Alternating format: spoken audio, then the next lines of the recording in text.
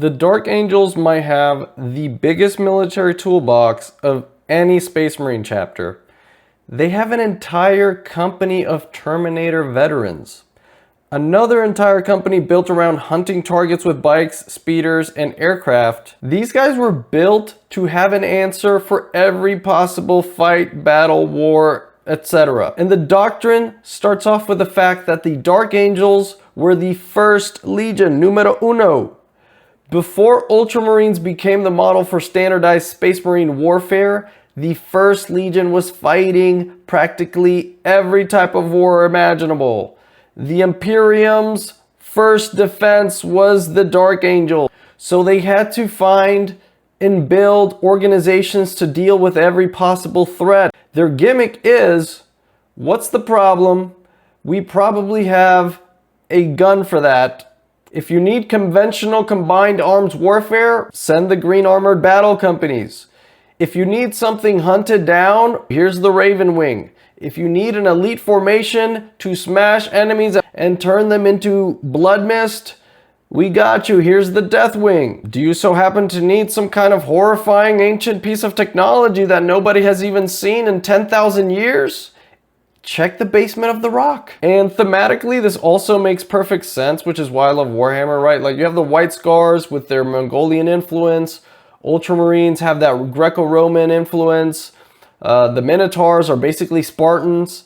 And the Sons of the Lion, they're like Arthurian Teutonic Knights, medieval knightly order mixed with like Illuminati secret societies. Lyon L. Johnson grew up on Caliban, which was a feudal death world where knightly orders hunted down monstrosities that can hardly be imagined in really dense forests, almost like Germanic style forests, right? It has this very medieval feel. But Caliban is gone, so the chapter recruits from numerous other worlds, particularly primitive and feudal ones. And representatives of the Dark Angels may visit a recruiting world only once within a normal human lifetime to take its strongest candidates. They are tested physically and psychologically and screened for compatibility with the gene seed, but unlike, let's say, the Space Wolves or the Salamanders, they don't have like a test of Morkai or you having to kill a Salamander Drake. Like, there isn't one universal Dark Angels aspirant gauntlet that every source describes in the same way that I can point to. And once you're accepted by the Sons of the Lion, your old life is essentially over. You now belong to the chapter. And the truth is, Dark Angels initiation never ends, because when you rise through the chapter, that's when more information gets revealed to you. In the other chapters, oftentimes they share information with even new battle brothers and they give context to missions. The Dark Angels, it's like half the chapter thinks we're doing the mission for this reason, the other half and the veterans don't really give them any of the actual context for the battle brothers. You might die thinking you were doing something for the Imperium and it was the complete opposite. Because the Dark Angels have trust issues, even with their own battle brothers. So to truly understand what's going on, you need to be trusted by other Dark Angels. Becoming a Dark Angel is almost like climbing through security clearances for the rest of your life. Now let's look at their 10 companies. They're mostly Codex compliant from the outside. But the first two companies are where their real identity comes from. Their first company are the Deathwing. These are the chapter's elite veterans and Terminator specialists. The second company are the legendary Ravenwing. These are your fast attack, reconnaissance, pursuit, and hunting units. The third, fourth, and fifth companies are all battle companies that are generalists. Let's call it a conventional combined arms force. So they have infantry, they have your dreadnoughts, you have your mobile units and all this, right? They're able to attack any situation. And notably, the fifth company is led by Lazarus himself. The sixth company are called the Resolute, and the seventh company are called the Unbowed. These are your battle line reserves. So if any of the first couple of companies require more units, this is where they pull them from. The ninth company are the Remorseless. These are your fire support, your heavy bolters, heavy machine guns to pin down enemies. And then the 10th company are the Redeemed, your scouts, vanguard elements, and newer warriors developing to full battle brother status. So the Dark Angels specialize in their first two companies, so I'm going to go ahead and just spend some time there. The Deathwing is where the Sons of the Lion become absolutely ridiculous and OP. These are the first company veterans who can deploy heavily in bone white Terminator armor. They're line breakers. They will turn enemies into corpses very efficient. If you have big bad enemies, bosses, these are the guys you send to kill the big baddies, the dudes with a big health bar, the general units. Whoever's giving you a problem in the field, send the Deathwing to take care of it. And their current Grandmaster is Belial, and Belial is an absolute perfectionist. This dude would chastise himself over missing a single shot. He eventually earned the command of the Deathwing after defeating a Chaos Lord of Khorne in single combat. And if that sounds really OP, it gets even more OP because they have the Ravenwing, and they're almost the complete opposite of the Terminators.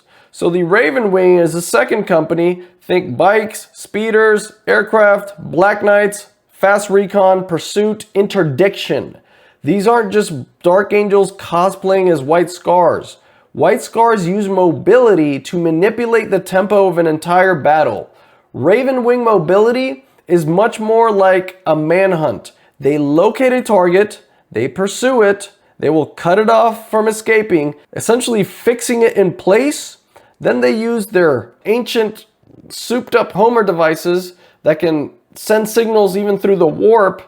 And essentially what this Homer device does is it tells the Deathwing where to teleport. So imagine these dudes in land speeders blitzing by your front line because they're just going so quick, and then immediately dropping a Homer on the general unit, and boom, Terminators are now in front of the most important unit on the enemy team. So the first two companies are very good and work in tandem to immediately cut the head off the snake of the enemy, so that the remainder of the battle is just cleaning up the low morale and disorganized forces remaining. The Grandmaster of the Ravenwing is Sammael, and this dude is genuinely insane.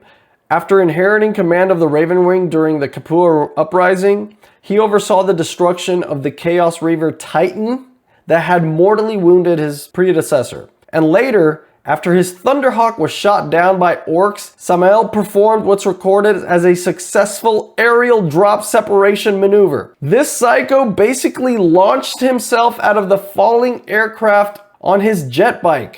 This is some Master Chief level stuff. This is what the Ravenwing is all about. It's incredibly badass. And Sammael himself summarizes the relationship perfectly, okay? The Ravenwing is the eye, the Deathwing is the fist. Now you can't talk about Los Ángeles Oscuros without talking about their arsenal, the Dark Angels, because the shit is genuinely absurd. And they're specifically known for, the plasma weaponry. And Ravenwing Black Knights have plasma talons. Landspeeder Vengeance variants carry plasma storm batteries. Dark Talon aircraft can deploy stasis weaponry that manipulates time around its target.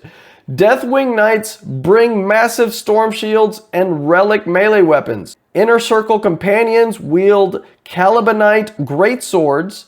But why do the Dark Angels have all this weird tech? Because they're the First Legion. During the Great Crusade, the Emperor entrusted them with extremely advanced weapons and sometimes outright forbidden tech. And we're talking far beyond just plasma guns, okay? Historically, their hidden arsenals included gene phages capable of devastating planetary populations, planet-breaking munitions, and forbidden autonomous technology. So I talked previously in my Salamander video about how the Salamanders have some of the best weapons known to mankind because they can craft them. So their crafting stat is like OP, right? It's way better than the Dark Angels. But the Dark Angels, it's like they've been raiding dungeons for so long, and the Emperor raided dungeons for so long, and all those unique, mythical, epic, heroic items they find in all these dungeons, right?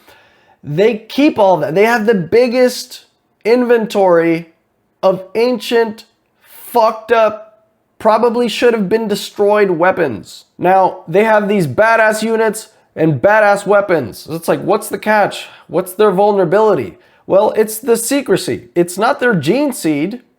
Their gene seed is actually very stable. Their weakness is secrecy becoming an obsession. They don't trust anyone. Originally, compartmentalization made sense. You don't want someone knowing where the planet-killing weapons are. I get it. Caliban fell. Luther and many Dark Angels rebelled against the Lion. The surviving chapter became obsessed, hiding that shame and hunting scattered traitors known as the Fallen to make sure none of this knowledge and technology was used against the Imperium. Therefore, they have trouble trusting their own. And if they don't even trust their own people, their own chapter, battle brothers half the time, they're not going to trust other chapters. So they're famously difficult to work with. Imagine Ultramarines and Raven Guard working together. And the Ultramarines are like, we're going in now. We're going to engage their frontline infantry. When we engage, Raven Guard, go ahead and flank and try to take out the commander unit. And it's like, Raven Guard, copy that, over.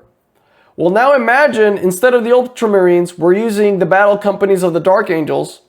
The Raven Guard might be like, Dark Angels, come in. Are you attacking yet? And the Dark Angels would hit back like, that's classified. I'm blocking you. Don't use any Vox comms anymore. They've done this throughout their history, okay? They have changed operational priorities mid-battle, not telling half the companies. They've broken away from campaigns with allies, and they've pursued the Fallen when the wider Imperial war effort arguably mattered more. The Dark Angels have the issue where if any word of the Fallen appear, they will abandon a lot of missions just to kill the Fallen. So at this point, the secrecy has become a disease. The Dark Angels, I think, deserve way more respect than just these kind of secretive knights or secretive Space Marine knights. No, they were the first. The first, numero uno, the first legion, first founding legion. Every famous tradition of Space Marine warfare existed. These were the warriors that built the foundation. Every other Space Marine chapter sits on the shoulders of these Dark Angels giants. Keepers of weapons humanity has forgotten how to make, and it is their burden to keep these weapons.